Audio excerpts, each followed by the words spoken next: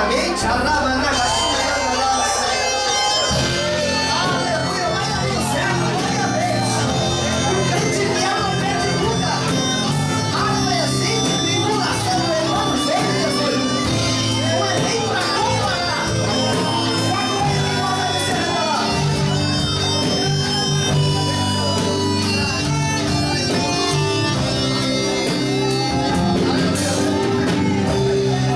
Se a gente colocar a nossa fé em ação, Aleluia.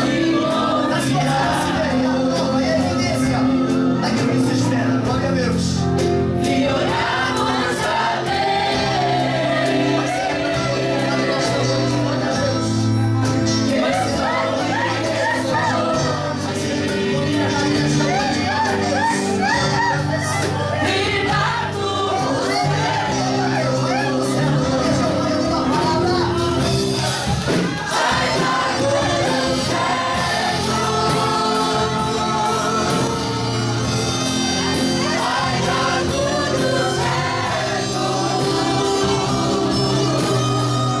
se a gente colocar a nossa fé em ação, vai dar tudo certo. Vai dar tudo certo. Vai dar tudo certo.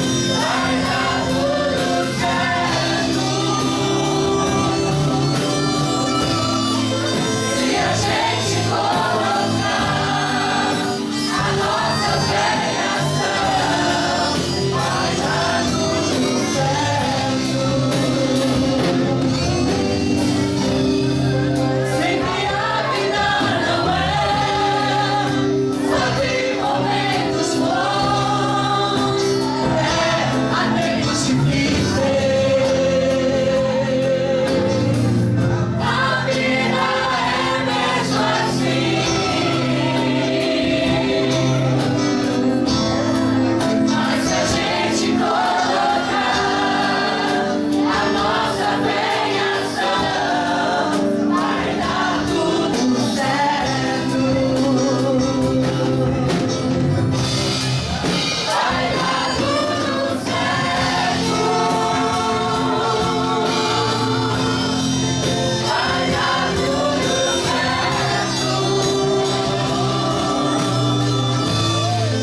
Se a gente colocar a nossa fé em ação, vai dar tudo certo.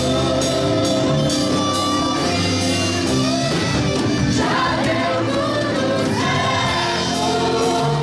Já deu tudo certo. Se a gente colocar a nossa fé em ação, já deu tudo certo.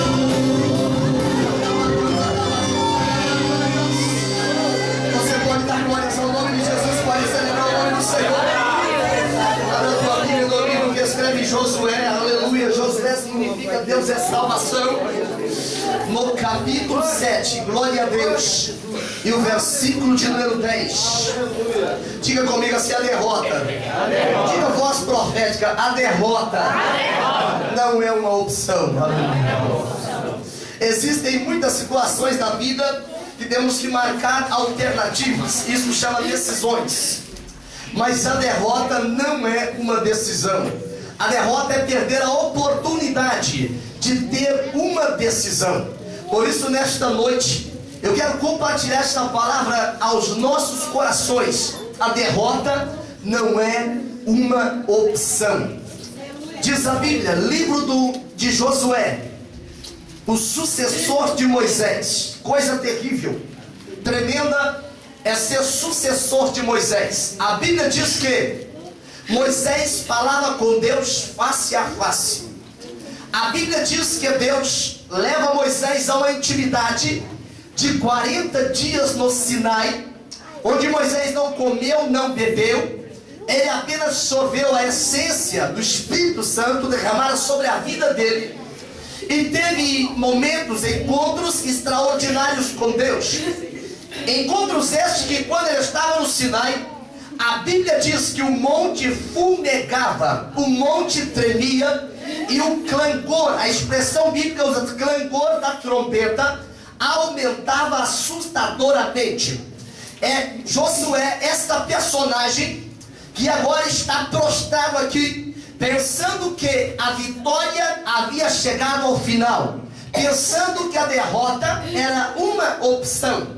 Mas neste texto que vamos compartilhar nesta noite, nós vamos evidenciar pela palavra que para o crente que serve a Deus não existe derrota. A Bíblia diz no livro que escreve Paulo aos Romanos: todas as coisas cooperam juntamente para o bem daqueles que amam a Deus, que são chamados segundo a sua promessa. Se tem chamado de Deus nessa noite aqui, diga glórias ao nome do Senhor Jesus. Por isso a expressão do escritor aos Hebreus, no capítulo 10, versículo 35: necessitais de perseverança, para que depois que fizerdes a vontade de Deus, alcanceis a promessa. Quem encontrou, diga amém. Amém. É Josué capítulo 7, versículo 10. Disse então o Senhor a Josué: levanta-te, porque estás prostrado assim sobre o teu rosto. Olhe para a pessoa que está do lado e diz: levanta-te. Aleluia. Acende glorificando o nome de Jesus. Amados irmãos, nesta noite que o Senhor traz esta palavra ao meu coração, olha para mim aqui para você entender que a derrota não é uma opção. Este povo que está nesse texto inserido, que está aqui trabalhando neste texto para a revelação divina, a Bíblia diz que eles tinham um historial invejável. Quando nós atentamos para o segundo livro da Bíblia, o livro do Êxodo, ou seja, o livro da saída do povo de Deus do Egito, no capítulo 12, versículo 37, diz a Bíblia que 600 mil homens de pé saíram para a terra prometida. Entendendo que isso está falando apenas do gênero masculino, na mais baixa dos prognósticos, dos cálculos, poderíamos dizer mais de 2 milhões de pessoas, que o eterno Deus, ele agora manda sair do Egito, este povo, 2 milhões de pessoas. Eles tinham, segundo diz o escritor aos Hebreus, no livro de Êxodo, no capítulo 12, versículo 40, que eles tinham um historial, depois de 430 anos de servidão, quando ninguém jamais acreditava, quando não era 38 anos mais junto ao poço de Betesda, quando não era como Abraão que esperou 25 anos, mas era 430 anos. É natural que alguma daquelas pessoas já tinham se contentado com a servidão do Egito, já tinha se acostumado com o sofrimento, já tinha se acostumado de ser empregado do Egito, e que aqui na aplicação do texto eu quero conjecturar se do inferno, que já tinham acostumado a serem derrotados, a não ter os seus direitos reconhecidos. Este povo, diz a Bíblia, no livro de Êxodo capítulo 14, versículo 29, que eles passam em pés enxuto no mar vermelho. O mar se abre como se fossem duas muralhas, duas colunas, duas paredes, e este povo passa glorificando o Senhor. Diz a Bíblia no livro de Números, no capítulo 9, versículo 16 e 17, que este povo, no seu historial constava que durante a noite uma coluna de fogo os cobria, os guiava, os direcionava em meio aos perigos iminentes do deserto. Diz a Bíblia também que esta coluna de fogo, pela manhã, ela dava lugar a uma coluna de nuvem. Entendam comigo nesta noite que era um povo que tinha um historial de proteção. O mesmo livro de Números, no capítulo 11, versículo 9, a expressão bíblica diz que o Senhor os sustentou com um alimento chamado pão dos anjos, chamado maná, um alimento que não era construído, não era criado, não era feito em nenhuma confeitaria de Portugal, mas o próprio Deus manifestava isso no céu, e o cardápio poderia ser o mais variado possível. E mesmo nesse cardápio variado, diz a Bíblia que um dia essa gente teve saudade do Egito, mas o próprio Deus, por misericórdia, no capítulo 11, versículo 31 do livro de Números, a expressão números no texto original quer dizer no deserto. Ali no deserto, Deus mandou carne para eles, ao ponto de o líder máximo ali do acampamento, Moisés, dizer: Deus, não vai ter curral que suporta, nem os peixes do mar pode alimentar mais de 2 milhões de pessoas. Mas quando Moisés verbaliza esta palavra, o próprio Deus diz: Moisés, você vai ver se eu tenho poder para cumprir a minha palavra ou não. Existe alguma coisa demasiadamente difícil para mim, Moisés? Você vai contemplar com os seus olhos. E segura, Moisés, porque não vai ser uma refeição, não vai ser para um dia, não vai ser para uma semana, mas vai comer por um mês inteiro, porque a bênção de Deus é abundante. Deus não é mesquinho, Deus não mendiga nada nesta terra. O salmista revela no Salmo 24 e o versículo 1: do Senhor é a terra e a sua plenitude, tudo que nela há. O nosso Deus é um Deus rico. A Bíblia diz no livro de Josué, no capítulo 6 e o versículo 20, que este povo, eles constava no seu historial, que agora muralhas de uma cidade real, como cidade real, a cidade de Jericó, depois de rodeada por 7 dias, e no último dia por 7 vezes, o capítulo 6 do livro de Josué, versículo 20, explica que o povo deu um grito. Eu não sei onde está o grito no teu coração nesta noite, eu não sei se está na garganta, mas eu sei de uma coisa: você vai gritar e as muralhas vão cair, porque para o crente que acredita na promessa de Deus, derrota não é uma opção. A Bíblia diz que eles gritaram e as muralhas caíram. Mas é interessante aqui nesta palavra que muitas vezes no nosso historial de crente, muitas vigílias, muitas campanhas no monte, muitas campanhas no vale, muitas campanhas na caverna, muitas campanhas na igreja, muita luta vencida, mas de repente Satanás, o inimigo da minha e da sua alma, ele levanta um inimigo tão pequeno, tão insignificante, mas ele é tão habilidoso em desenhar, que ele coloca esse indivíduo, esse inimigo insignificante, maior do que o nosso conceito de Deus. E diz a Bíblia, no livro de Josué, no capítulo 7, o versículo 4, que este povo, com esse historial todo, com essas bênçãos todas, agora eles começam a contentar-se com a sua própria conveniência pessoal. Diz a Bíblia que agora, depois de espiar a próxima batalha, a cidade de Ai no texto original quer dizer lugar, montão de ruínas. Sabe o que é ruínas?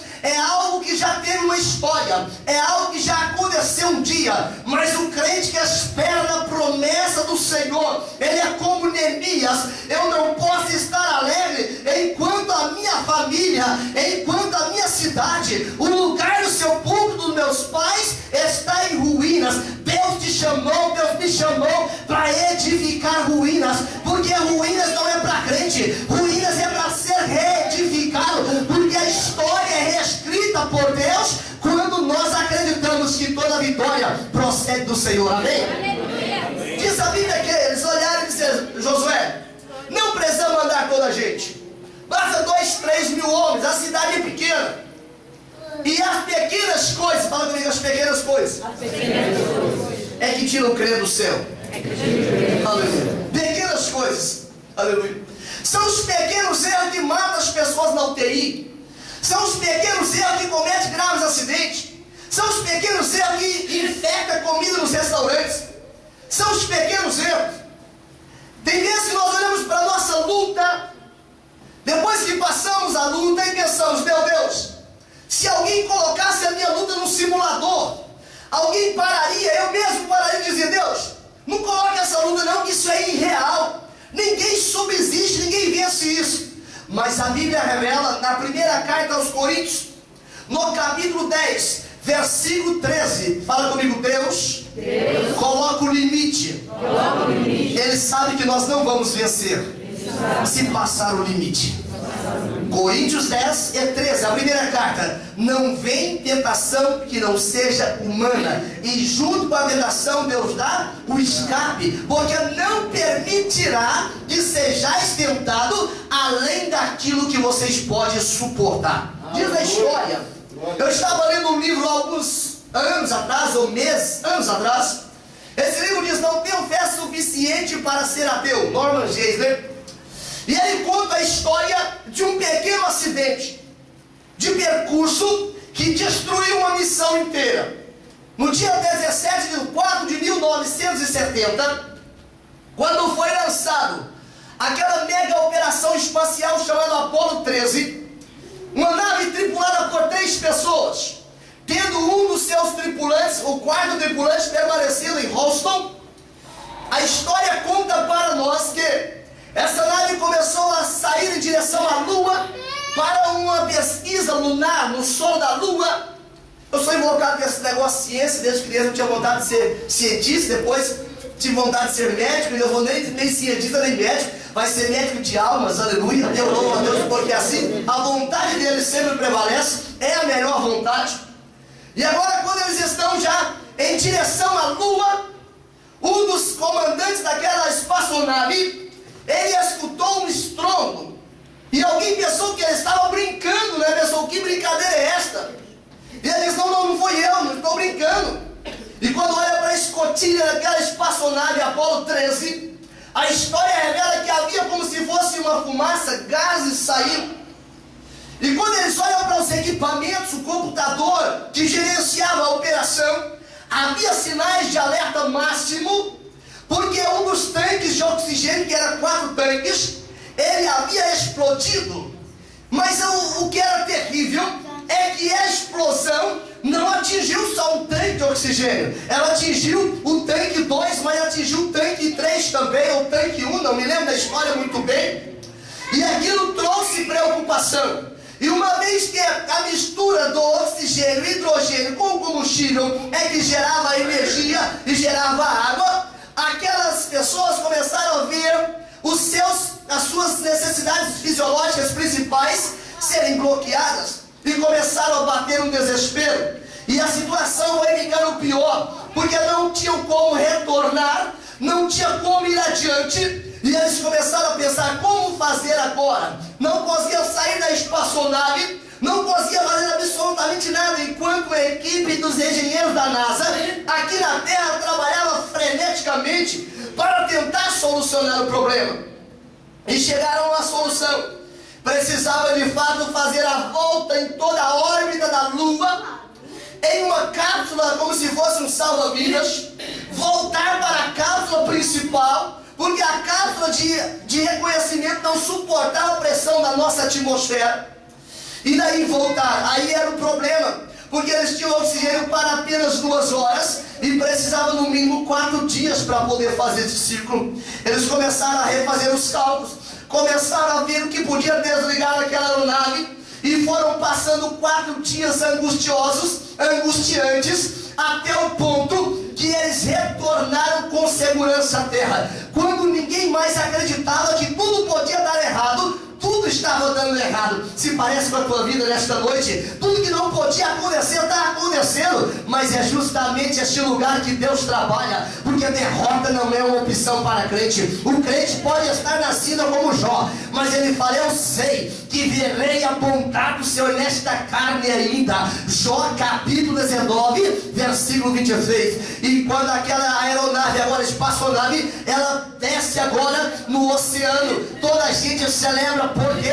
Porque eles voltaram com vida, todos desanimados, muito desidratados, mas estavam vivos. Eu não sei qual o nível de hidratação espiritual que você está nesta noite, mas se você veio na casa do Senhor nesta noite, tem esperança para a tua família, tem esperança para o teu trabalho, tem esperança para a sua vida espiritual. O Senhor não te deu derrota como opção. Ele falou: todas as coisas cooperam para aqueles que me amam. Se você ama o Senhor, você está no lugar de ser vitorioso. Quem acredita pode glorificar o nome do Senhor.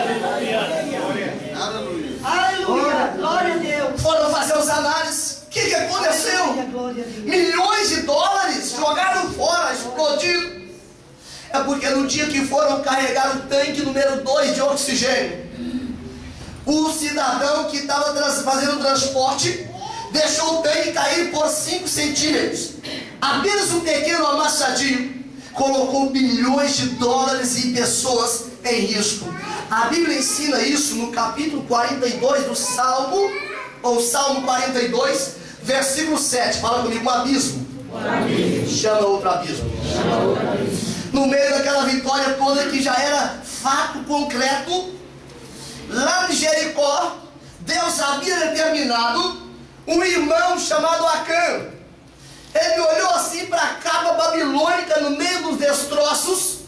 E Deus, Ele não te entrega nada de glorioso antes de te provar profundamente. Sabe por quê? É porque tudo de Deus é extremamente valioso. A única coisa que nós recebemos de graça chama salvação, porque Jesus pagou o preço, nós não podíamos pagar. Por isso que Pedro fala: não foste comprado com coisas corruptíveis como prata e ouro, da vossa vã maneira de viver, mas com sangue precioso de Cristo. A Bíblia diz que esse homem olhou para aquela capa babilônica e falou assim: olha, isso vai pegar muito bem em mim. Eu acredito que o Espírito Santo falava assim: olha, isso não pode ser tocado, isso é de Deus. E ele olhou então para 600 gramas de ouro e diz: olha, toda gente faz assim, não é? Eu também não sou diferente, eu sou de carne e osso. Pegou 600 gramas de ouro. Diz a história sagrada que ele pega mais 2,4 kg aproximadamente de prata. Mas ele diz: mas o que eu vou fazer com isso que é de Deus? Se ele mostrasse, alguém já ia ver. Ele escondeu debaixo da sua tenda.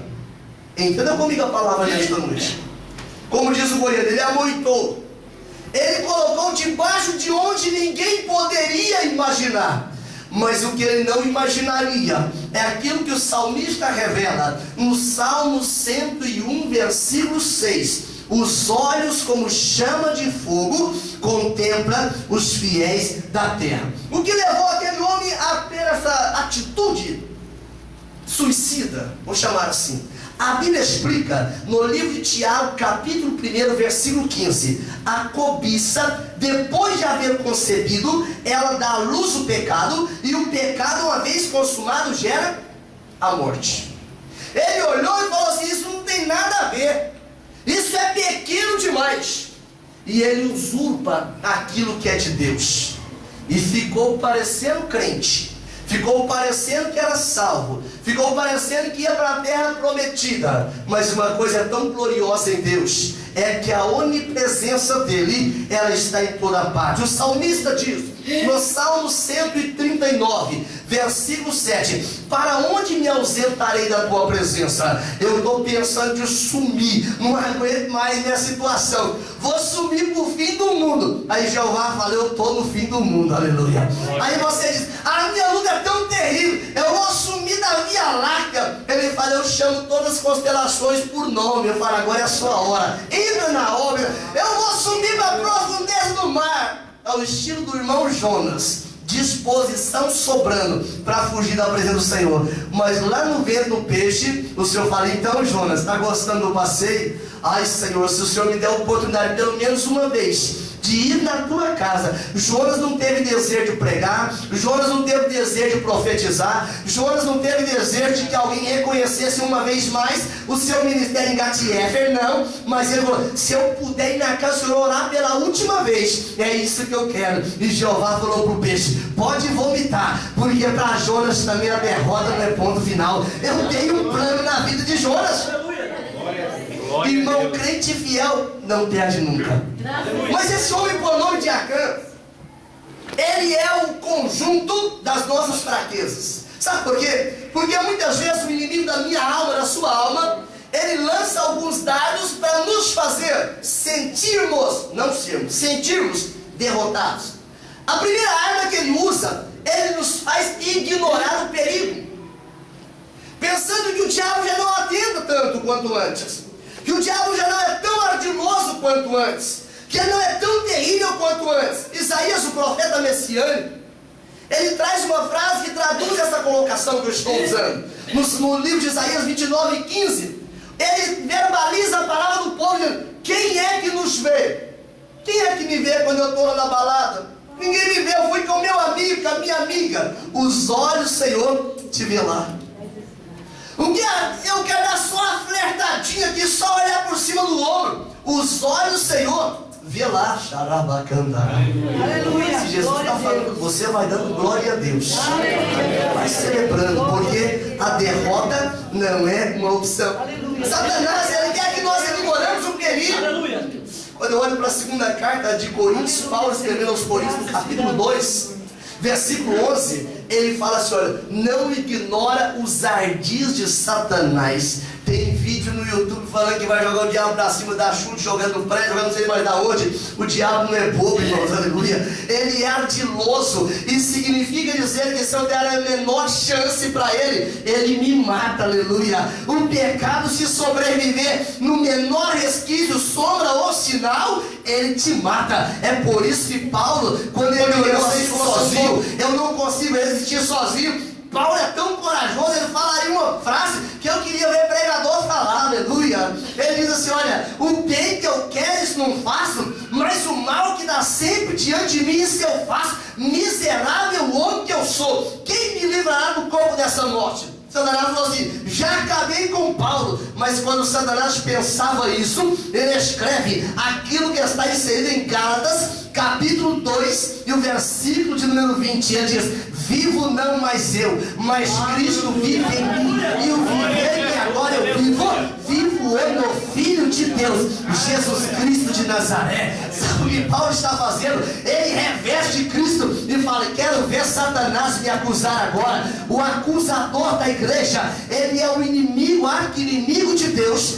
e é justamente esse infeliz que a igreja não pode ignorar. Por isso que o crente, que ele sabe que a derrota não é opção na sua vida, ele acorda de manhã e fala: Jeová, me cobre com o sangue do Calvário. Senhor, me ajuda a empunhar no escuro da fé. Senhor, me ajuda a usar a arma, a espada do Espírito, porque eu tenho que apagar, eu tenho que neutralizar, eu tenho que destruir toda a armadilha preparada contra a minha vida. Eu não posso ignorar o perigo. Segunda razão, ou segundo problema, que esse povo aqui, na expressão de Acã, demonstra para nós, resumindo fraquezas nossas, é dar concessões a Satanás. Satanás, ele não chega e fala: me dá a sua vida. Ele fala assim: me dá a sua voz, me empresta seus ouvidos aí. Olha que sinfonia, olha que distorção do Guns N' Roses. Aí eu falo: tá certinho aquele lima na igreja. Aí na hora que eu pego o instrumento, Jeová está dizendo assim: não ignore os ardis de Satanás, não dê concessões. Quando Moisés tem a revelação do monte, recebe as leis, que ele desceu, tinha um culto, entre aspas, um louvorzão gospel, as irmãs no pandeiro, aquelas coisas todas lá. E Moisés desce e fala: Josué, o que está acontecendo? Está parecendo um culto, é batalha, é festa. Jeová já tinha falado com Moisés, falou: olha, isso não é alarido de vitorioso e nem de vencedor, isso é o povo que está cantando. Diz a Bíblia que o bezerrão era grande, aleluia, e as mulheres e os homens cantando, dizendo assim: olha aí, Israel, quem te tirou do Egito. O Deus que te tirou do Egito, ele mandou o filho dele pagar o preço na cruz do Calvário por mim e por você. Por isso não dê concessões a Satanás, porque ele é ardiloso. A Bíblia diz no capítulo 7,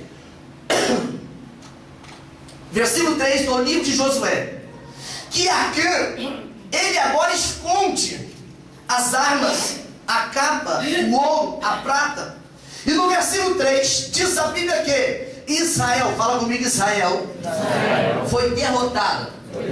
A Bíblia diz fugiu, versículo 3 diz fugiu. quando nós estamos nesta carne aqui ainda, enquanto estamos aqui, vivendo aqui, nós não podemos dar concessões ao inimigo. Fala comigo assim: não posso economizar na oração, não posso economizar no jejum, não posso economizar na meditação da palavra, não posso economizar no quebrantamento, não posso economizar na humildade, não posso economizar no amor, não posso economizar na longanimidade, não posso economizar no perdão, não posso economizar na alegria, porque tudo isso são armas que Deus coloca para que nós vençamos até o final. O irmão dele citou aqui nesta noite o último versículo, a última frase do livro de Daniel. Ele diz: a palavra ardeu no meu coração, vai até o final, porque derrota não é opção para o crente.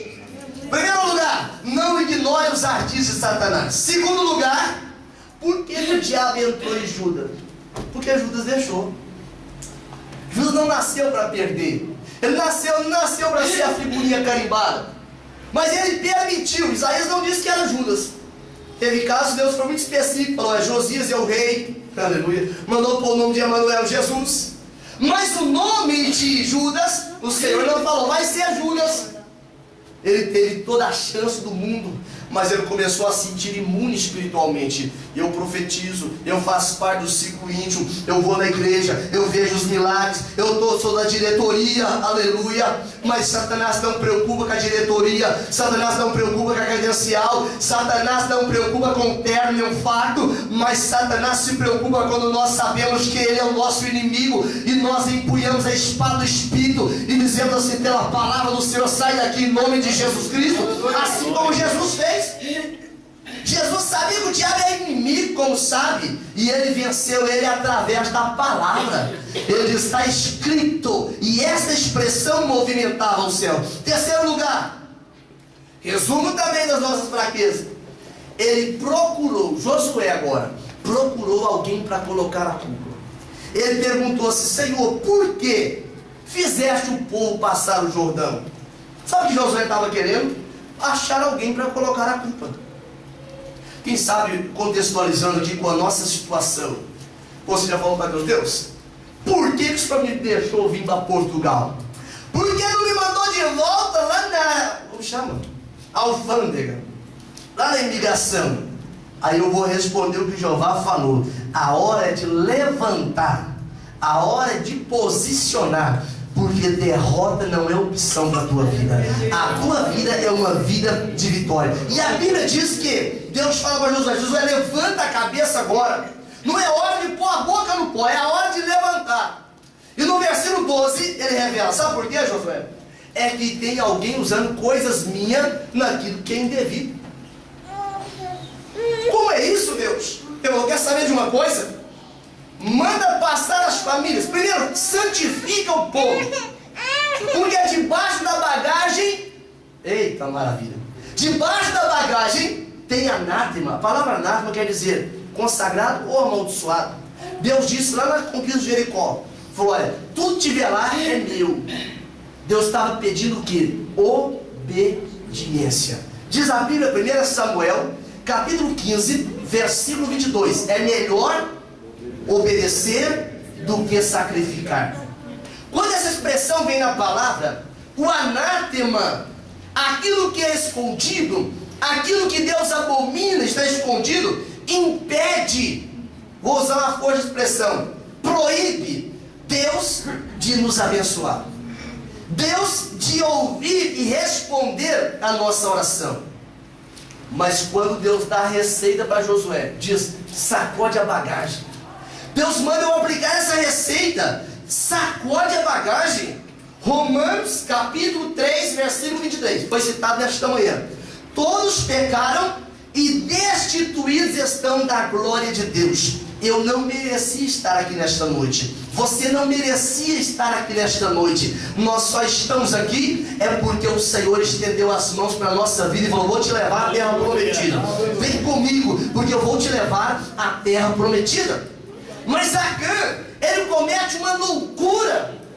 Ele peca, coloca debaixo da bagagem e pensou assim: ninguém vai ver, o tempo toma conta. Mas não tem tempo de tomar conta de pecado. A Bíblia diz: Provérbios capítulo 28, versículo 13. Quem não confessa as suas transgressões, os seus pecados, ele jamais prosperará. O próprio Deus mandou Moisés escrever no livro de Levítico, capítulo 11, versículo 45. Diz assim: eu sou o Senhor, que vos faço subir da terra do Egito, para que eu seja o vosso Deus, e vós sereis santos, porque eu, Senhor, sou santo. Por que a bagagem? Eclesiastes, no capítulo 12, versículo 14, o sábio Salomão, ele usa a expressão, porque Deus, diga comigo, porque Deus há de trazer a juízo todas as obras, até as que estão escondidas, quer sejam boas, quer sejam más. Pastor, esse é Antigo Testamento, Lucas capítulo 12, versículo 2, Jesus diz: nada se faz oculto para não ser revelado. Josué bota toda a gente, já tinha morrido 36 soldados. Eles já tinham sofrido um vexame tremendo. Sabe por que tem crente envergonhado nos dias de hoje por Satanás? É por causa do anátema debaixo da bagagem. E eles não vão abrir mão disso aqui. Eu não posso contar isso para ninguém. Jeová já sabe de tudo. Ele só quer ouvir assim: olha, eu quero confessar, eu quero pedir perdão, eu quero implorar a misericórdia. Diz a Bíblia Sagrada que Josué, ele agora coloca Acã, sua família. Interessante que estava no grupo dos que louvam, no grupo de Judá. Judá significa louvor. Era gente que participava dos cultos. E vai passando as famílias. E quando o Espírito do Senhor falou assim: é Acã. O nome Acã já significa perturbador. E Josué fala: Acã, dá glória a Deus. Sabe por quê? Porque até o inferno tem que dar glória a Deus. Até o erro tem que dar glória a Deus. Revela a loucura que você fez. Ele falou: sabe uma coisa?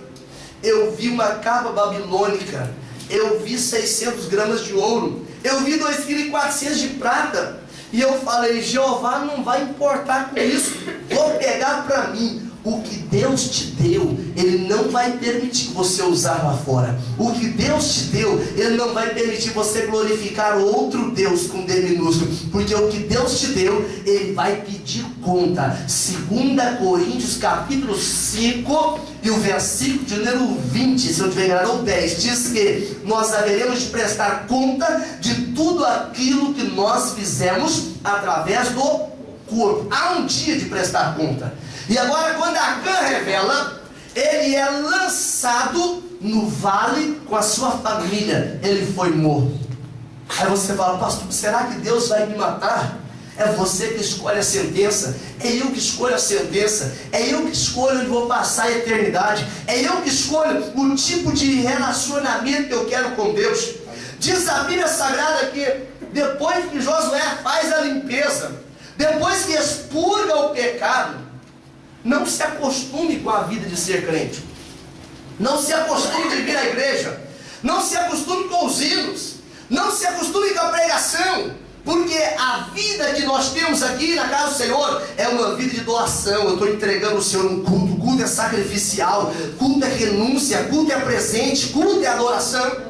A Bíblia diz que Deus fala para Josué: vai até o meio do vale. Josué capítulo 8, versículo 3. Josué chegou diante do vale, na posição onde ele ficava vulnerável. Quando o crente passa pelo vale, irmãos, ele fica vulnerável. Sabe por quê? No vale ninguém te telefona.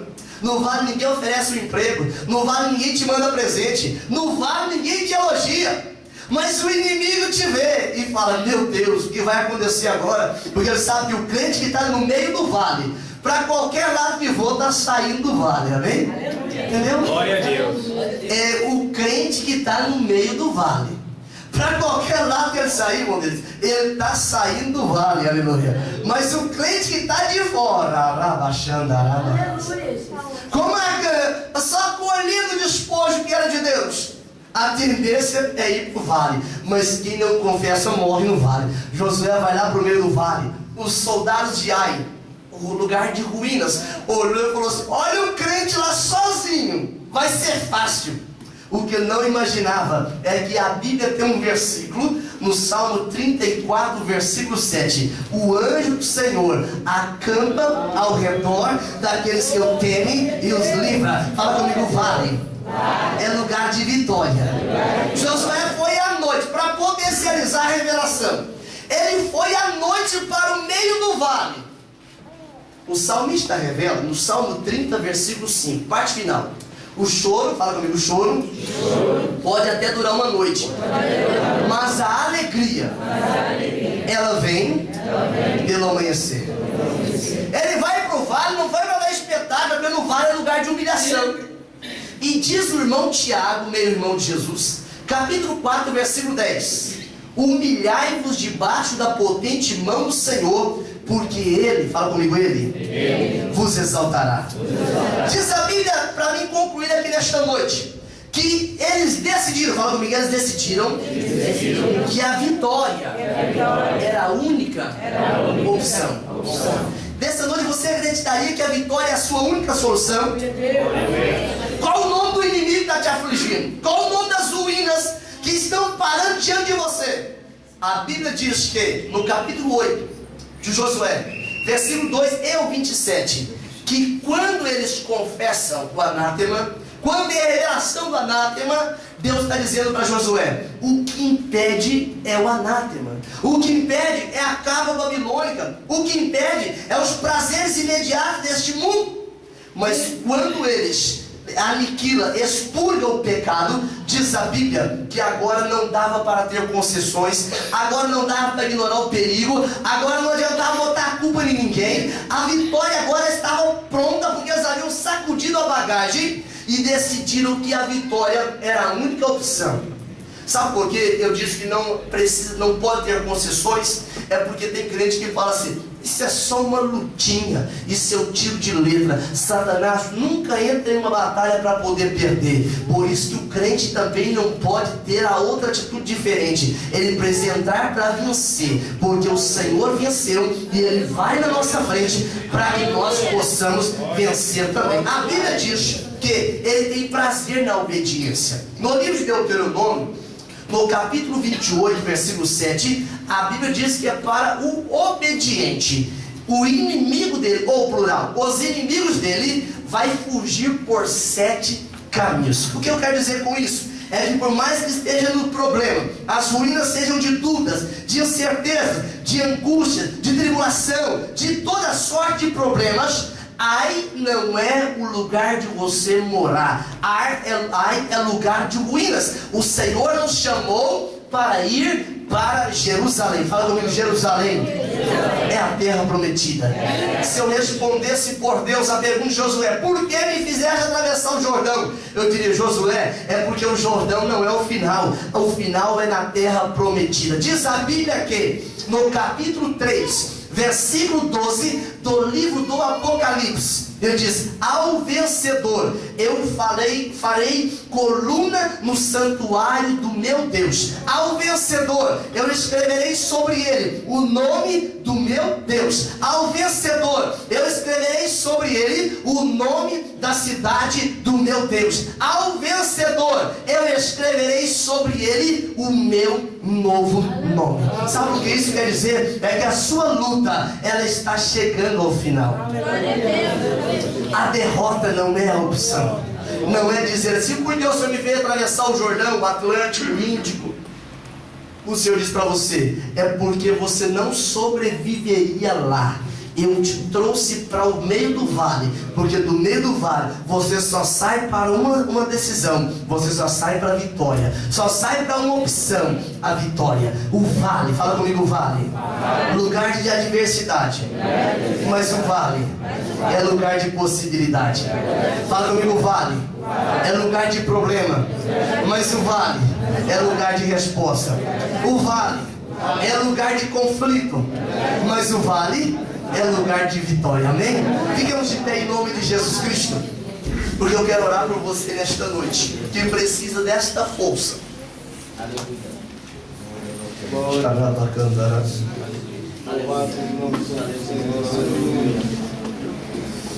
E o que acontece aqui com o Mi maior aqui? Glória a Deus. Eu quero orar por você. Já sabe que Deus falou contigo nesta noite. Falta força para confessar, falta força para seguir o Senhor. Cantamos: porque Ele vive, posso crer no amanhã. Aleluia.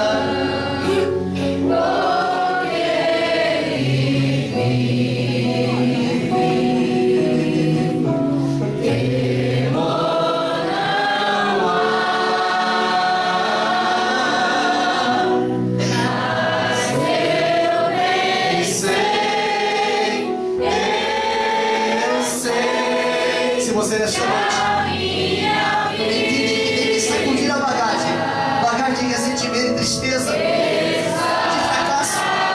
Eu quero orar por você, porque uma vitória será estabelecida hoje, aleluia. O Senhor me autoriza a dizer que a vitória é a sua opção. E quando enfim,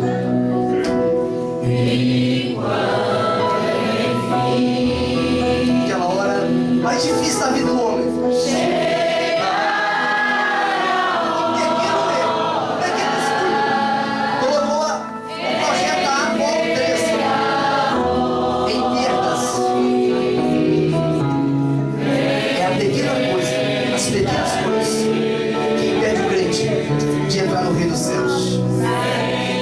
nesta noite, o Senhor colocou esta palavra no meu coração. Ele vem ministrando no meu coração. Parece que desde quinta-feira esta palavra. Aleluia. E eu sei que você não quer o fim de Acã. Você quer o fim de Josué. Aleluia. Você quer o fim daquele que vai entrar no céu. Aleluia. Porque ele vive.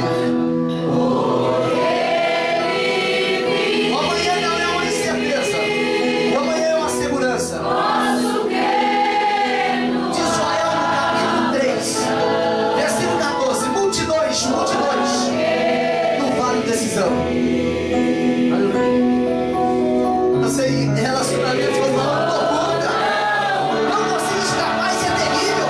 Aleluia. Deus vai te dar força nesta noite. Mas é preciso você renunciar. Josué, quando veio a vitória, a primeira coisa que ele fez foi edificar um altar. E o altar não foi edificado em Sião, não foi no Monte das Oliveiras, foi no Monte da Maldição. Aleluia. Ele edificou o altar ao Senhor. Por isso, nesta noite, eu estou te dando a oportunidade de edificar o teu altar. Mas você precisa vir à casa do Senhor, vir abrir o altar. Eu quero orar por você, porque a sua história será mudada nesta noite. A sua história será mudada nesta noite. Fracasso não é a opção é vitória. Fracasso não é a última palavra é vitória. A última palavra é triunfo. A última palavra é conquista, aleluia. Tem uma pessoa aqui na frente que decidiu que a última palavra é vitória. Eu sei que tem mais irmãos que precisam nesta noite. Já não se anima mais com nada, não motiva nada com mais nada nesta vida. Aleluia. Paulo explica que a tristeza, segundo Deus, ela produz arrependimento.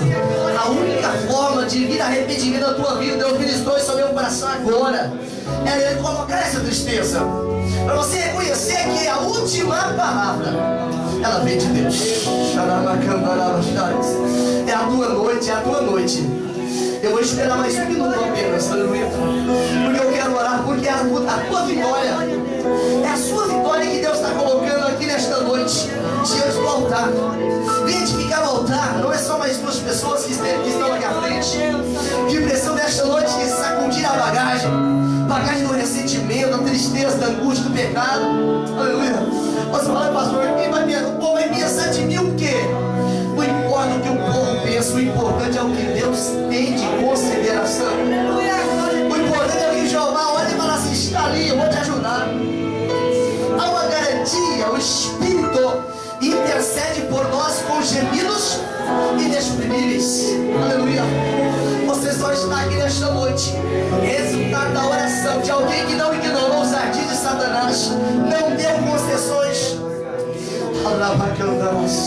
Posso orar? Aleluia. Essas duas irmãs aqui na frente nesta noite. Você não quer se dar a oportunidade de ter a tua vida restaurada? Mas eu não aguento, eu tentei tantas vezes, já fui tantas vezes. Aleluia. Mas só vai durar até o momento que você quiser. Só vai durar essa luta até o momento que você quiser. É preciso sair para a vitória. É preciso sair para a vitória. a capa babilônica, a aparência, ela não vai fazer diferença na tua vida, não vai te trazer alegria. Mas eu não posso descer no pedestal lá, aleluia. Jeová desceu as partes mais baixas da terra, aleluia, mais baixas. Como pregoeiro, os espíritos presos em cadeias eternas, como pregoeiro, não pregador, tá pregoeiro, aleluia. Ele disse: eu venci, está me vendo aqui, eu venci. Quando Jeová se posiciona, quando o Senhor Jesus se posiciona diante de Satanás pela minha e pela sua vida, ele diz para Satanás: está vendo aqui o meu servo? Eu vou perdoar. Eu paguei o preço pela alma dele, eu paguei o preço pela vida dele. A prostituição não vai mais ter poder sobre a vida dele, a miséria não vai mais ter poder sobre a vida dele, a incredulidade não vai ter mais poder sobre a vida dele. Mas é preciso você decidir pela vitória. É preciso decidir pela vitória. Aí pastor Samuel, que a minha gata é o meu gato, aleluia. O gato não entra no céu, gata não entra no céu, aleluia. Mas no céu entra lavado e remido no sangue de Jesus Cristo. Já pensou como será o inferno? A Bíblia diz que tinha dois homens, o rico e o Lázaro. O rico vivia regaladamente, muitos prazeres, mas ele escolheu a derrota como opção. E diz a Bíblia que o Lázaro, pobre, mas era rico diante de Deus, como foi lido aqui em Mateus capítulo 5. E ele era rico diante de Deus. Morreu, ninguém foi no sepultamento. Os próprios anjos pegaram e levaram para o paraíso, que na ocasião era para baixo. Levaram para lá e ele foi desfrutar da presença do eterno Deus. E morreu também o rico, muita festa, muitas condolências, muitas coroas, muitas condecorações. Mas ele foi para o inferno. E ele aprendeu algumas lições no inferno. Ele aprendeu a primeira lição. Ele aprendeu que o inferno é real. Segunda lição que ele aprende no inferno. Ele viu Lázaro lá ao longe e viu que o céu era real. E como dizia já a Bíblia, era um lugar de delícias que Deus reservou para aqueles que Ele ama. Aleluia, Jesus. Céu é reservado para quem Jesus ama. Por isso que ele fala assim: conserva o que tem, Apocalipse 3:10, para que ninguém tome a tua coroa. Terceira lição que ele aprende lá no inferno. Ele aprendeu a orar. Ele falou: Pai Abraão, manda Lázaro molhar o dedo na água lá e refrescar minha língua. Aí ele aprende com duras penas a quarta lição. No inferno não adianta mais orar. Ele disse: Senhor, então faz o seguinte, manda alguém sair daqui, pregar para os meus irmãos para eles não virem para cá. Ele falou: não, vai aprender a quinta lição. Quem chega lá não sai mais. Tem que crer na palavra, tem a palavra. Por isso que Paulo diz, Romanos 10:17, a pregação vem, a fé vem pelo ouvir a palavra da pregação de Cristo. Por isso nesta noite eu ministrei aquilo que o Senhor me entregou, a palavra. A derrota não é a sua opção, é a vitória. Podemos orar? Levante a mão aqui para frente, nós vamos orar pelas 3 servas de Deus. É uma noite de vitória. É uma noite que Satanás está perdendo. É uma noite que o inferno está revoltado. Mas isso tem um problema, não altera. Em Mateus capítulo 16, versículo 18, a Bíblia diz que as portas do inferno não prevalecerão contra a igreja. E nós vamos orar para que essas 3 servas de Deus aqui na frente, que vieram diante do Senhor, que decidiram que a vitória é a única opção que sobrou, a melhor delas é para a vida delas. Você concorda com isso? Pode dizer amém? Amém. Então ore com muito fervor nesta noite, Deus santo e maravilhoso. Eu quero celebrar o teu nome nesta noite, Pai. Acampa o perturbador do arraial, Senhor. Mas, Senhor, um grupo de homens e mulheres destemidos se levantaram, Senhor, para crer na palavra. Se levantaram para ser vitoriosos. E aqui diante do altar estão as tuas 3 filhas, Senhor, que venceram, Senhor, a barreira, Senhor, do constrangimento, a barreira que Satanás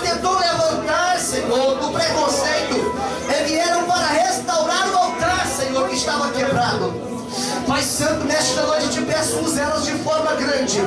Que haja uma unção do Espírito, como diz Isaías 10:27, que despedaça o jugo. Que o jugo emocional, afetivo, seja quebrado nesta noite agora, Pai. Em nome de Jesus, Pai. Eu quero declarar agora, na autoridade que é o nome de Jesus, que esse laço maligno de sentimentalismo seja quebrado agora em nome de Jesus Cristo.